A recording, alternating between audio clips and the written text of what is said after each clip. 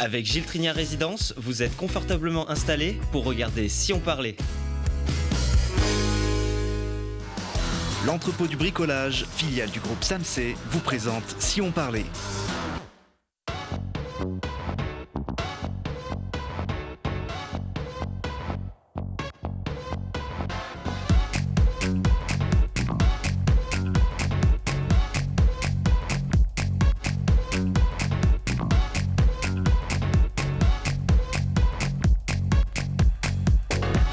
Bienvenue à tous, l'émission qui donne la parole à ceux qui font bouger l'innovation, qui réveillent l'histoire ou encore portent les valeurs du sport sur notre territoire. 200 ans après avoir percé les secrets des hiéroglyphes, Jean-François Champollion révèle encore ses secrets. Le flambeau des athlètes de l'Antiquité brûle plus que jamais en Isère sur la route des Jeux Olympiques de Paris.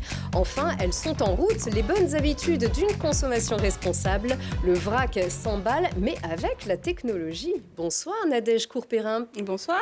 Merci d'être avec nous. Vous avez créé une appli qui s'appelle Pactic et qui va garder bien informés les consommateurs de produits en vrac. Tout à fait. On en parle dans un petit instant. Il n'est pas en vrac, au contraire. Dorian Coninx termine une saison pleine de succès et de promesses sur le circuit international de triathlon. Bienvenue. Merci. Et merci beaucoup d'être là. On est ravis. Enfin, 200 ans après le déchiffrement miraculeux des hiéroglyphes par Jean-François Champollion, le voile se lève encore sur ce personnage fascinant et sur les conditions dans lesquelles il a mené ses recherches grâce à vos recherches, notamment Karine Madrigal, bienvenue. Merci. Vous êtes égyptologue, professeur en civilisation égyptienne et chargée de l'inventaire et de l'étude des archives Champollion. C'est ce qui nous intéresse en particulier ici, car donc l'une des plus sensationnelles découvertes de l'histoire des civilisations est donc célébrée cet automne sur notre territoire, le déchiffrement des hiéroglyphes qui fascine chacun d'entre nous, même dès l'enfance. C'était votre cas, Karine ? Alors oui, la passion de l'Égypte me tient depuis très longtemps, depuis la primaire. Par contre, je n'ai toujours pas la réponse. Qu'est-ce qui m'a emmené vers l'Égypte antique ? Je ne sais toujours pas. Peut-être aussi cette représentation à l'aide de dessins qui nous fascine et qui nous amène même aussi à l'histoire de la civilisation. Finalement, c'était une écriture qui était très intelligente. Oui, et une écriture très intelligente et très complexe également. Et c'est pour cela qu'il a fallu le génie de Jean-François Champollion, il y a 200 ans, pour pouvoir décrypter cette écriture. Mais avec vous, justement, on va exécuter un décryptage, un déchiffrement. On ne parle pas de déchiffrage. Non, nous parlons de déchiffrement. Nous préférons le terme déchiffrement à déchiffrage, en tout cas pour l'écriture hiéroglyphique. En tout cas, on va déchiffrer l'histoire, alors que tout le monde connaît. Le 14 septembre 1822, Jean-François Champollion déclare à son frère « Je tiens mon affaire » avant de s'évanouir. Oui, alors, grande découverte, donc il fallait une légende, bien évidemment, autour. Alors, cette légende est véhiculée par le neveu du déchiffreur qui s'appelait Aimé, donc qui était un des fils de Jacques-Joseph, du frère aîné. Et c'est lui qui nous raconte qu'ayant compris comment fonctionnait l'écriture hiéroglyphique, qu'il aurait couru vers son frère en lui criant « Je tiens mon affaire », il lui aurait expliqué sa méthode et il se serait évanoui. Et c'est une légende ou pas ? Je n'y étais pas, je n'en sais rien. Et ça n'a pas été écrit ? Non, ça n'a pas été écrit. Les seules informations que nous avons, c'est via Aimé Champollion. Après, nous avons ce qui va découler de cette découverte. C'est un document qui s'appelle la lettre à Monsieur Dacier. Et les notes préparatoires de la lettre à Dacier ne sont pas de la main du déchiffreur, mais de la main de son frère aîné. Donc on peut peut-être se dire qu'il était trop faible pour écrire, et c'est son frère qui a rédigé la note. Mais c'est une très belle légende pour cette grande découverte. Oui, et c'est ça qui vous tient à cœur aussi, détricoter ce que l'on sait pour avoir un petit peu plus de bribes de vérité. 200 ans après, tout est possible. Alors, bon, cette fameuse histoire, on la connaît depuis la 6e, donc la pierre de Rosette, sur laquelle est écrite un décret d'un pharaon grec, Ptolémée, en 3 langues. Alors ça, c'est la partie apparente de l'iceberg, c'est un travail ultra complexe, commencé dès l'enfance. En fait, l'origine de ce travail, on le trouve aussi dès l'enfance de Jean-François Champollion. Et vos travaux, vos recherches ont conduit à réhabiliter personne de Jean-François Champollion et de son frère. C'était ça votre Oui, objectif? alors mon objectif, alors pour tout vous dire, quand je me suis lancée, quand on m'a mis sur ce projet d'étude d'inventaire des archives Champollion, qui sont conservées aux archives départementales de l'Isère, je ne savais pas dans quoi je me lançais. Et en fait, c'est en avançant, donc il y a 60 volumes, il y a 12 000 documents, c'est quelque chose d'énorme. Il faut une vie. Il faut presque, enfin en tout cas déjà 12 ans pour travailler dessus.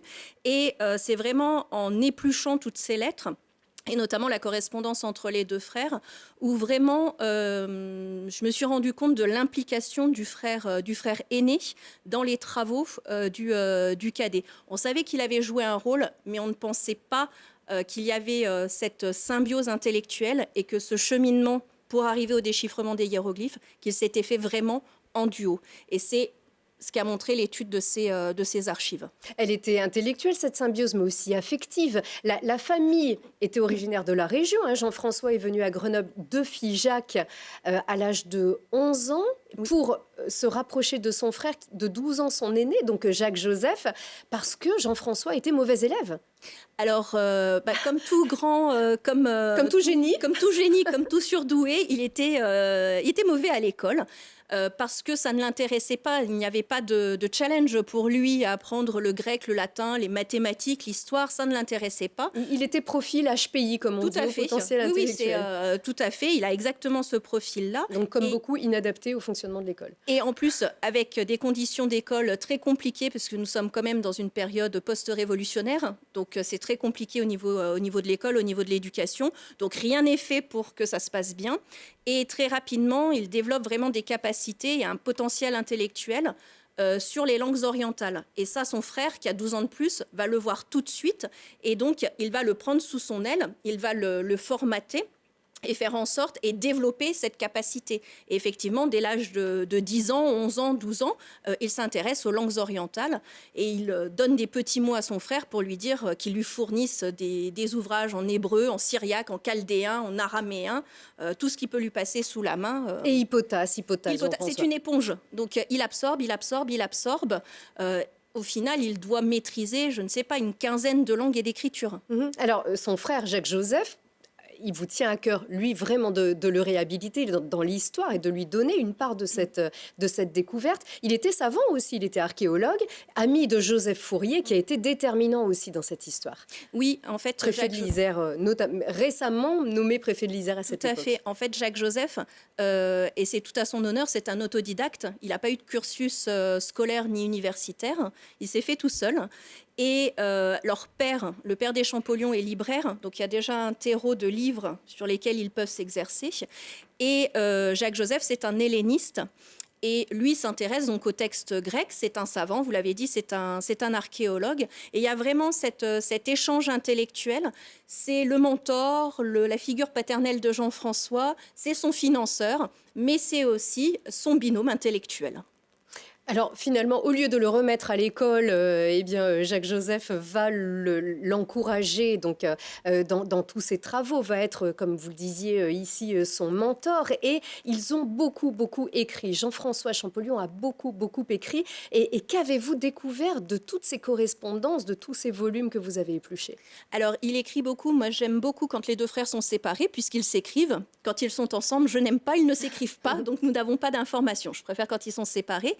Et vraiment, ces échanges, notamment pendant la période lycée, donc 1804-1807, Jean-François Champollion est interne au lycée de Grenoble, donc il écrit à son frère. Et puis ensuite, quand il est sur Paris pendant 2 ans... Déjà, il n'aime pas. Non, il n'aime pas. Il appelle le lycée sa prison, il n'aime pas du tout, ça se passe mal.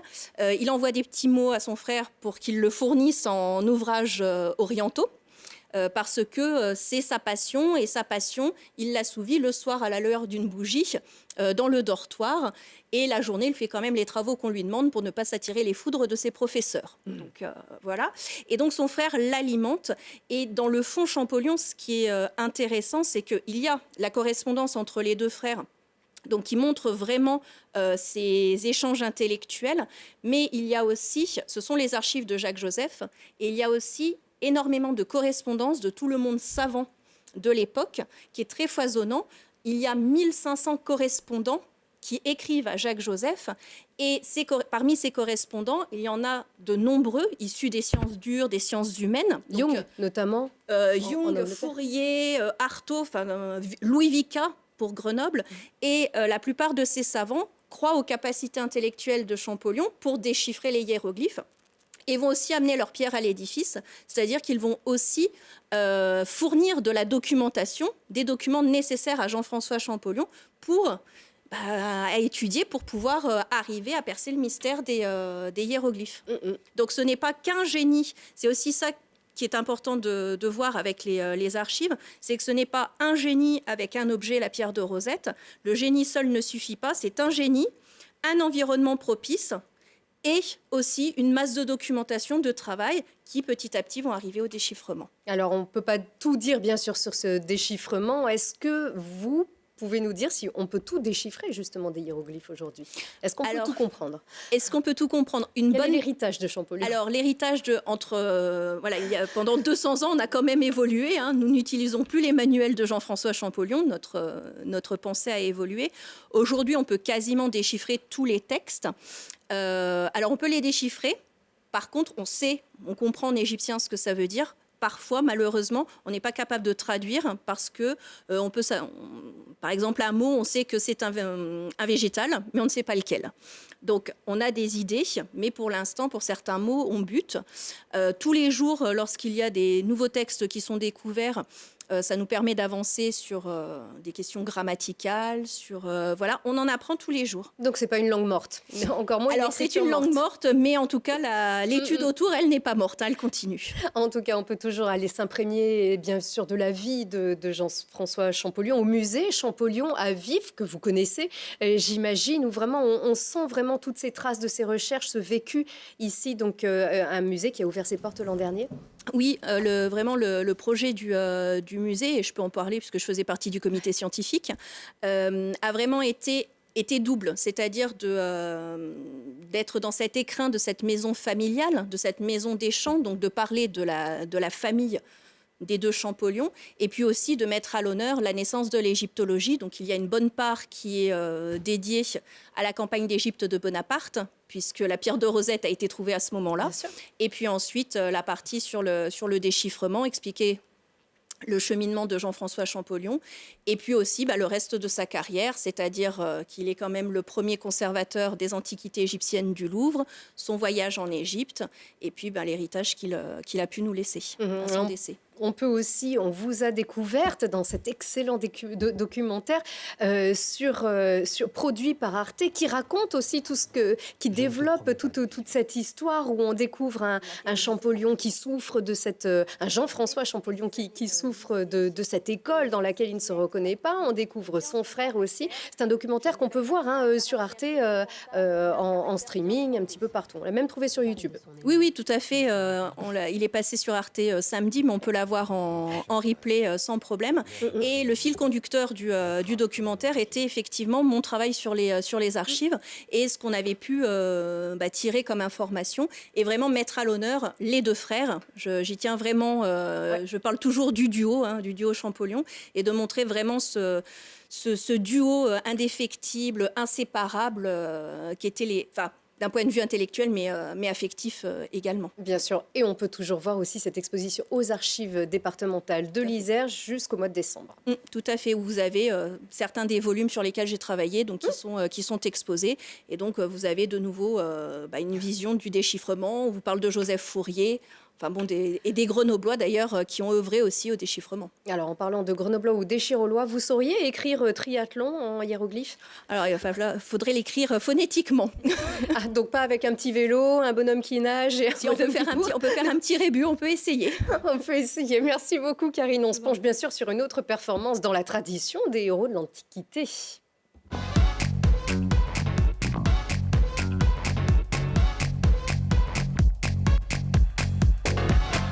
Et pourtant, l'origine du triathlon, malgré son étymologie grecque, est une discipline très moderne qui a été officiellement créée en 1974.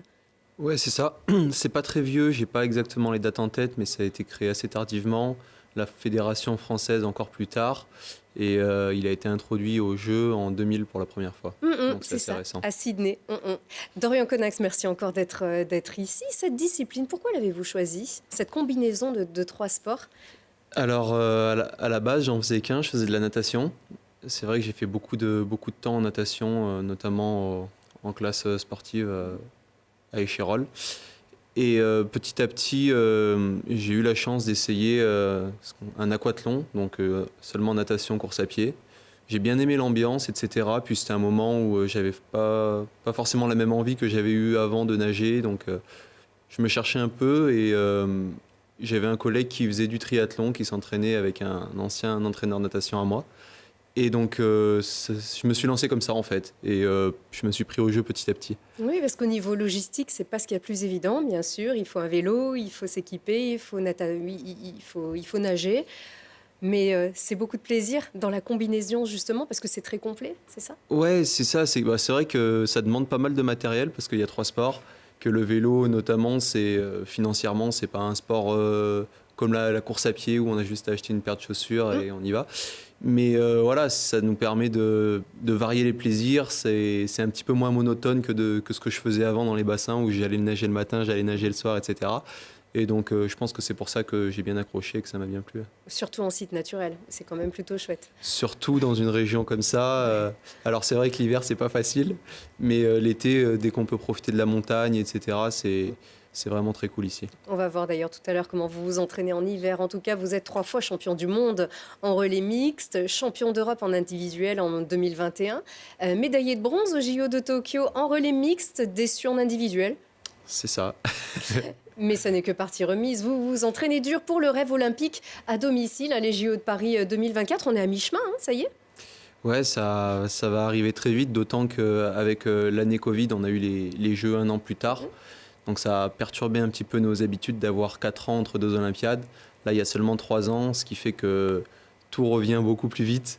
Mais je suis dans une période, notamment par rapport à mon âge, qui fait que je pense que voilà, c'est la bonne période et que ça ne me dérange pas que ça arrive aussi vite. Oui, finalement, ça sera la fin? C'est l'objectif final? Alors, c'est pas l'objectif final, j'espère que ce ne sera pas la fin. Mais par contre, c'est clair que c'est un très bel objectif parce que voilà, 30 ans, c'est un âge un peu de maturité en triathlon. Puis, ça laisse la place jusqu'à 34 quand même, non? C'est ça, aussi. Mais le pourcentage de chance d'avoir les Jeux en France alors que je suis en carrière, c'était pas gagné à l'avance, donc c'est cool. Donc là, c'est un alignement d'étoiles. Voilà. On espère que voilà, les dernières seront là aussi sur cette ligne. Alors en plus, cette saison, on ne parle pas d'étoiles. En début de saison, vous avez été embêté par une blessure.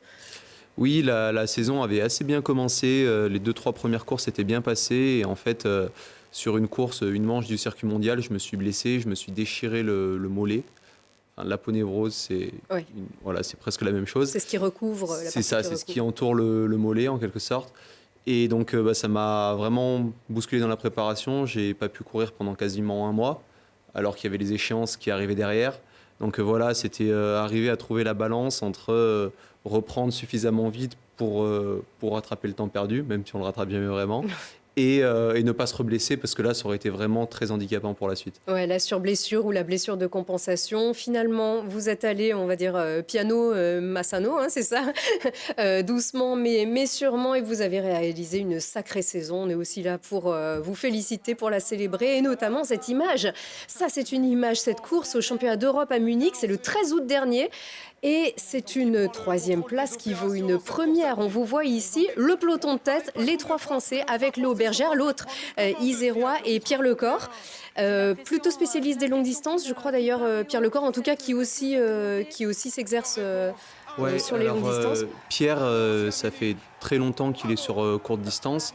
Cette année, il a commencé à faire les 2. Et ça fonctionne. Et il fait une très très belle année aussi. Donc voilà, Léo est numéro 2 mondial actuellement. Voilà. 1. Et donc premier Léo, 2e Pierre et le 3e c'est vous. Alors là, c'était vraiment une super image. Donc avec un gros esprit d'équipe en plus sur ce. Et pourtant, on est ici en individuel. Ouais, Léo, par exemple, on s'est entraîné 5 ans ensemble ici à Grenoble. Je le connais très très bien. Pierre, ça fait 10 ans qu'on se voit sur toutes les compétitions, les stages. On s'apprécie tous bien, donc voilà, on était vraiment contents d'être sur le podium ensemble. Et vous étiez également premier en relais mixte à ces championnats d'Europe. Ouais, avec Léo notamment, Cassandre et Malombardi. Donc c'était vraiment un beau week-end.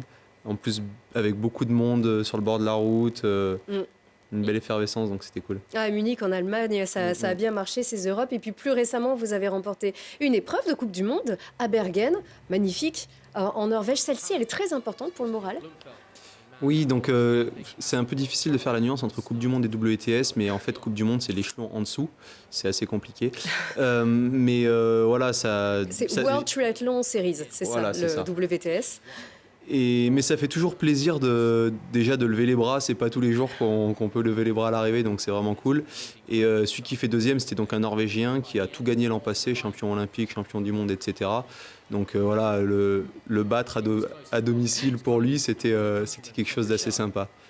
Et vous fonctionnez au mental également. Au mental, le moral, c'est important.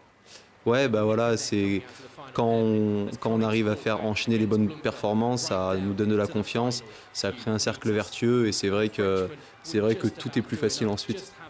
Donc là, vous êtes à fond parce que vous sprintez aussi sur cette fin après beaucoup d'efforts. On peut le rappeler. Donc la distance sur ce triathlon, donc c'est un format courte distance, le format olympique. Donc c'est de mémoire 1,5 km de natation. C'est ça. C'est 10 km de course à pied et 20 km de vélo. 40 km de vélo. Ça, c'était ce qu'on a fait à Munich. Voilà. Ce qu'on voit en Norvège, c'est la moitié de ce format-là.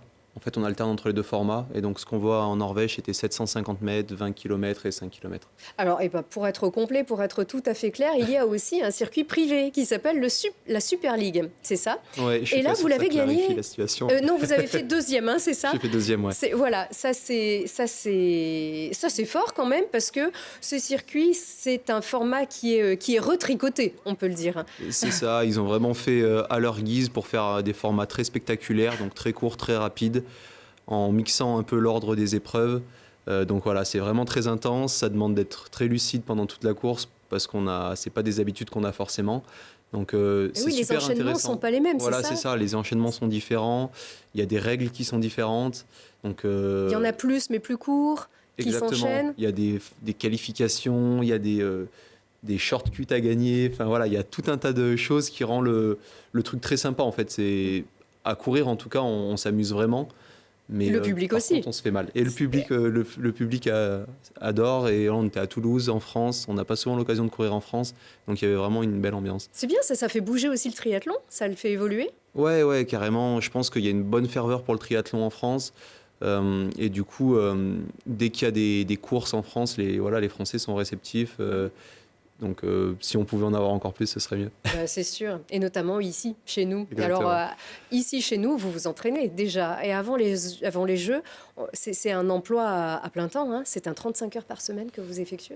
Ouais, c'est ça. Ça fait longtemps pour moi que c'est un emploi à plein temps. C'est, on va dire, entre 30 et 35 heures d'entraînement. Sauf qu'à cela, on ajoute 1 à 2 soins kinés dans la semaine. On ajoute une séance de prépa mentale, plus... tout ce qui est de la récupération, que ce soit les siestes, les bains froids, etc. Donc ça prend vraiment beaucoup de temps. Il n'y a pas de jour off dans la semaine. Il n'y a pas très peu de vacances. Il n'y a pas de jours fériés. Mais bon, on est un bon groupe, on prend du plaisir et moi j'adore ça, donc tant mieux. Les histoires et les aventures à la clé, elles sont plutôt sympas à vivre aussi finalement. C'est ça procure de belles émotions. Et oui, et un beau groupe aussi. Ouais, on a un beau groupe. On est une douzaine. Du courte distance comme du longue distance, il y a plusieurs pays représentés dans le groupe et on est plusieurs à courir sur le circuit mondial. Sur la course qu'on a vue à Munich notamment, on était 5 du groupe à courir pour la France, Belgique, l'Angleterre et la Suisse. Donc voilà, c'est vraiment un bon groupe qui nous permet une bonne émulation et dans la bonne humeur. C'est ce qu'on voit ici, on vous encourage. J'espère que aussi beaucoup peuvent... On peut commencer tout petit ? On peut commencer tout petit. J'encourage même à commencer tout petit parce que c'est ludique, mine de rien. Et c'est intéressant parce qu'on apprend à nager, on va apprendre à faire du vélo, on va apprendre à courir. C'est des choses qui servent dans la vie finalement. Et voilà, c'est assez sain. Ça permet d'être en plein air, ça permet d'être en bonne santé. Donc Donc n'hésitez pas à commencer tout petit. Ah, moi, j'aurais encore 1000 questions pour vous, mais il y a entraînement. Donc, Ouais, il y a vous entraînement. devez nous quitter. Sinon, je vais me faire disputer. Juste encore une chose, l'alimentation, elle est stricte. Hein, et toute l'année, tout le Ouais, temps. l'alimentation surveiller. est très stricte, alors pas forcément dans le sens qu'on pourrait l'entendre. C'est-à-dire que moi, je vais faire attention à avoir un nombre minimum de calories, un nombre minimum d'apports pour pas maigrir, parce qu'en fait, on s'entraîne tellement que sinon, on perd. Donc voilà, mais par contre, on peut se faire plaisir, on peut manger de tout, du moment que c'est équilibré et que c'est de la bonne qualité. Donc, Bio et local, exactement. sûrement. Oh, ça a un nombre minimum de calories. Il faudrait qu'on se mette tous C'est au ça. triathlon alors pour arrêter de se Il faut peser que tous je les jours. sois Ça autour serait... de 5500 calories par jour quand je m'entraîne. Allez, partez à l'entraînement, je ne veux pas en entendre parler. Merci beaucoup. Merci à Et vous. bravo, 1000 bravo vraiment pour ce que vous avez réalisé cette saison. On a hâte de voir la suivante, surtout, et encore celle d'après, la saison olympique. Merci beaucoup. Merci beaucoup, Dorian. Et À on bientôt. enchaîne justement avec une nouveauté tout de suite.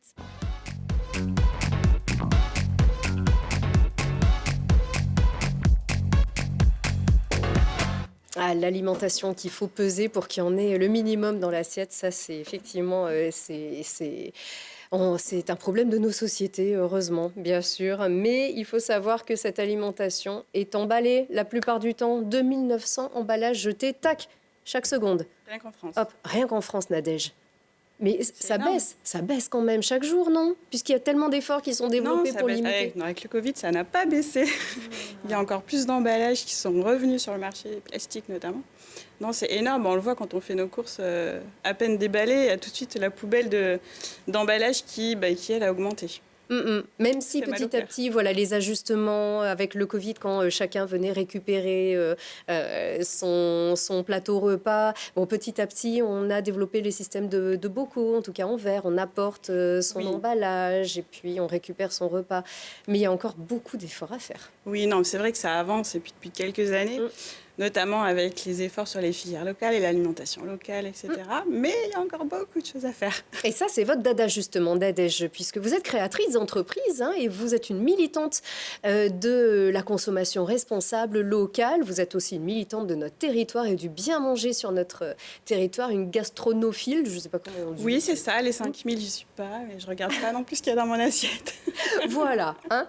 Et donc, alors, les campagnes, elles se multiplient pour réduire les déchets à la source. De plus en plus d'enseignes qui fleurissent et qui proposent des produits en vrac. D'ailleurs, la loi climat et résilience oblige les commerçants à développer du vrac, même les grandes surfaces et surtout les grandes surfaces. Oui, c'est les commerces de plus de 400 mètres carrés, donc ça reste du gros commerce alimentaire. Mais d'ici 2030, tous seront obligés d'avoir 20% de leur surface de vrac.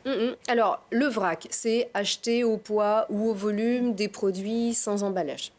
C'est ça, c'est vraiment de pouvoir acheter à la juste quantité, sans emballage réutilisable ou sans emballage. Voilà, et on peut se rendre dans une épicerie ou dans un magasin avec son propre emballage qui est lavable ou réutilisable, de plus en plus réutilisable d'ailleurs. Le problème, c'est que on se sert en vrac. Alors déjà, il faut aller lire les étiquettes parce qu'on sait que c'est quelque chose qu'on ne va pas pouvoir rapporter. On ne peut pas rapporter l'étiquette à la maison. Tout à fait, c'est une des problématiques pour les nouveaux consommateurs de vrac. On peut être un peu perdu là-dedans. Vraiment perdu. Alors après, dans une petite épicerie, le commerçant est là aussi pour nous orienter, puis il y a une relation de confiance. Mais sur des magasins où il n'y a pas de commerçant, sur du libre-service, notamment en grande distribution, parfois l'affichage lui-même est très restrictif. Donc on n'a pas toutes les informations pour bien choisir ses produits. Et puis surtout, à la maison, une fois qu'on ramène son bocal ou son sachet, on n'a plus du tout d'informations, ce qui est problématique. Et on a beaucoup de remontées, notamment combien de temps faire cuire une pâte un peu particulière. Oui, parce que c'est vrai que l'épeautre ne réagit pas de la même manière que le blé. Et puis, donc, une gamelle, un ordinateur à côté, éventuellement, si on veut regarder sur Google ou un téléphone. On peut avoir les infos, mais c'est pas pratique. Et surtout que aussi, la traçabilité, elle engage le commerçant. Et étant donné que chacun doit se mettre à la page en raison de cette loi climat et résilience, est-ce que on peut toujours être sûr que le produit est bien bio, est bien local? Est-ce qu'on est bien sûr de tout ça? Est-ce que le consommateur peut émettre des doutes? Il peut émettre des doutes. Même s'il y a l'information, il peut aussi émettre des doutes. Donc c'est vraiment toute une éducation à faire. Et l'information, elle doit provenir des fabricants. Donc elle doit être déjà fiable au niveau des fabricants.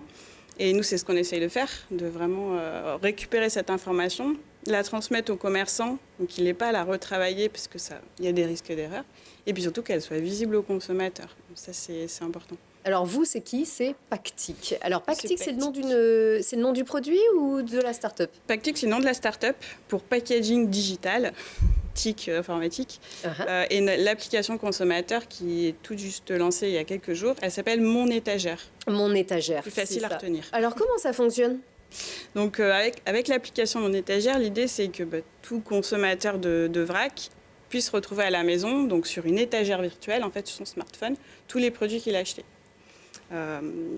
Quand il allait faire ses courses sur un magasin qui utilise notre solution.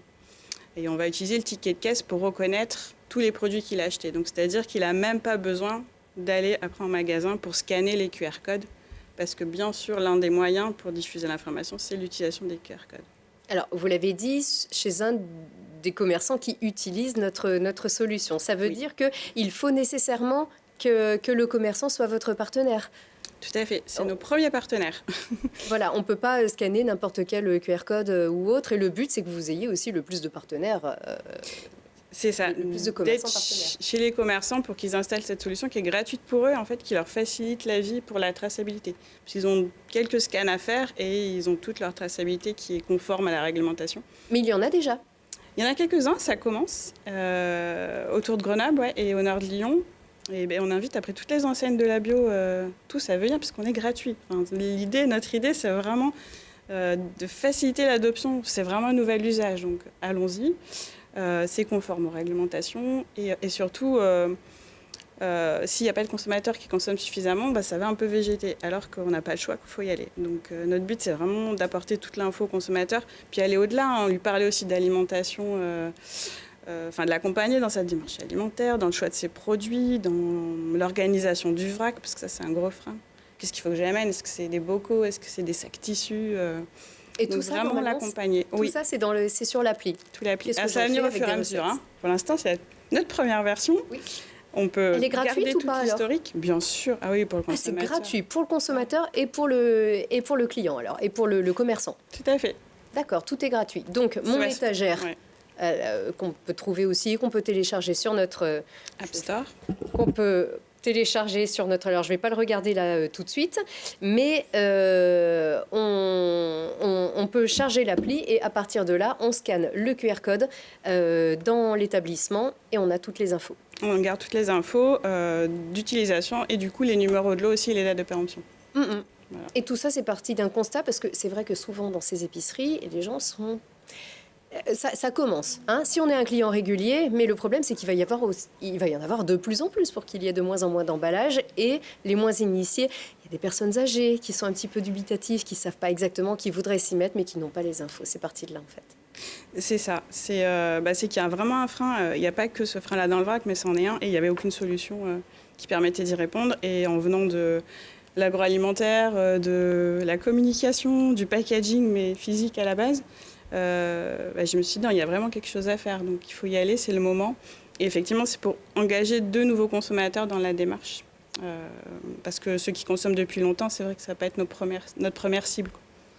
Eh bien, on vous souhaite évidemment tout le succès. Je ne sais pas si vous aussi, vous adhérez au vrac, ça c'est sûr. Et pour consommer aussi, bien sûr, sans emballage, mais on est incité à mieux consommer, bien sûr, puisque ça ce va sont, avec.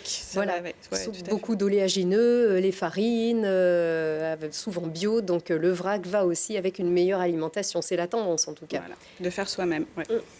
Exactement. Eh bien, merci beaucoup à toutes les deux. On le rappelle, on peut aussi découvrir... J'ai vu que vous aviez enseigné à l'Université Interage du Dauphiné.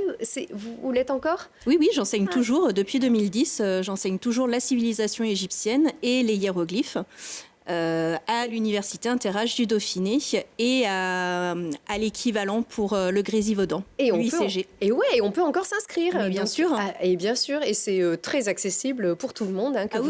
C'est ouvert à tous, au grand public, au public averti, aux non-initiés. Aux ados comme aux personnes âgées, c'est ça? Tout à fait, tous âges. Et j'imagine que vous aurez pas mal de nouveaux étudiants. Comme aurait pu être Champollion aussi, il aurait adoré vos cours, ça c'est sûr. Je pense qu'il se serait rapidement ennuyé. Par contre, l'inverse aurait pu être pas mal. Merci beaucoup Karine Merci. Madrigal, merci beaucoup Nadège Courpérin, beau succès à vous et merci encore à vous de votre fidélité. À très vite.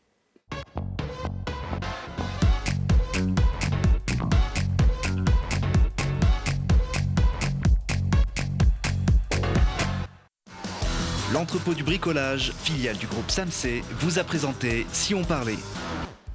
Vous avez profité de Si on parlait avec Gilles Trigna Résidence.